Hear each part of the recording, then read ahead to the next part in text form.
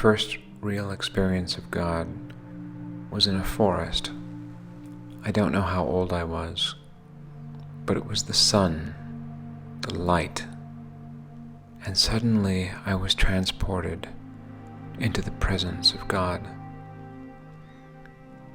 I think this connection to nature began in my childhood. My aunt, Sister Elizabeth, was a Franciscan, and as a boy, Sister Elizabeth would come and spend her summer vacation with us. She was probably one of the most happiest people I ever met. We would take walks by Lake Michigan through the forest in the city of Chicago, and she would tell me the stories about St. Francis. St. Francis heard the call of God in the 1100s.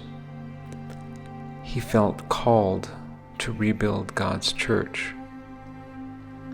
He initially rebuilt a small monastery outside of Assisi, where he spent much time in nature and learned from the Benedictines. St. Francis is well known for his prayers and his spirituality of nature. One of the most famous of these is Brother Sun and Sister Moon, where he extols all of creation and finds God in that context. As a young person, I was really enthralled with Francis of Assisi. His ability to say no to his society without really knowing what that meant.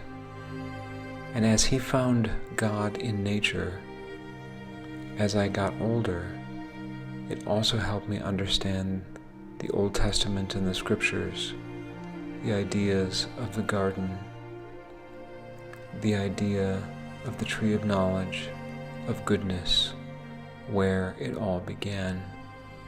And suddenly my experiences of nature became much richer. Much of that has to do with my childhood and my first impressions of Saint Francis of Assisi.